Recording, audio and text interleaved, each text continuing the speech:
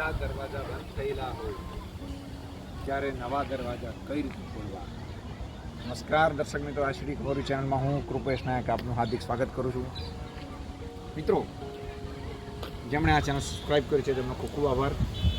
જે નવા વ્યુઅર્સ છે તેમને હું આવકારું છું અને તે પોતાની લાગણી વરસાવતા રહેશે એવી આશા રાખું છું. સબસ્ક્રાઈબ કરશે એવી આશા રાખું છું. એક યુવાન ઘણીવાર ઘણા પ્રયત્ન કરે, ધારેલું નહીં મળે, ઘણું બધું મેળવવા માટે એક દિવસ, બે દિવસ, રોજને રોજ કંઈક ને કંઈક નવું મેળવવા માંગે, પરંતુ સફળતા એના હાથે આવે છે.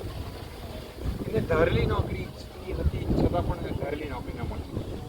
સખત મહેનત કરી, ઇન્ટરવ્યૂ માટે સખત પ્રયાસ કર્યો અને સરસ ઇન્ટરવ્યૂ ગયો.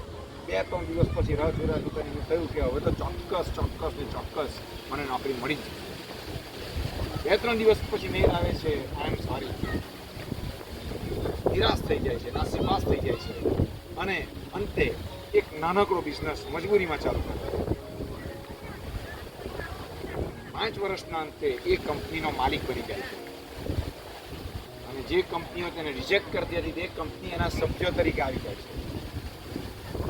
બિઝનેસ નાનકડો હતો, શરૂઆત અગત્યની હતી.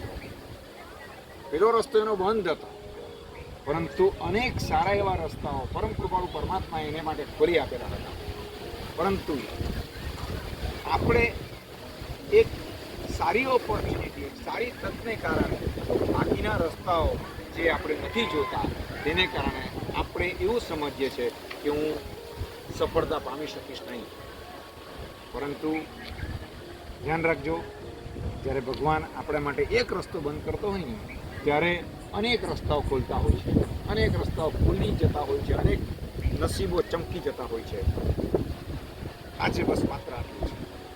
યાદ રાખજો, આપણે બંધ થયેલા રસ્તાઓને નથી જોવાના, પરંતુ નવા રસ્તાઓ તરફ આવતીકાલ કંઈક ને કંઈક નવા રસ્તાઓ તરફ આગળ વધવું.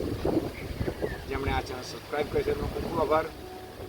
આવા જ પ્રેરણાદાયી અને કંઈક સારા એવા વિચારો સાથે નવા વિડીયોમાં આપણે ફરી પાછા મળીશું. Kripesh is here, not here.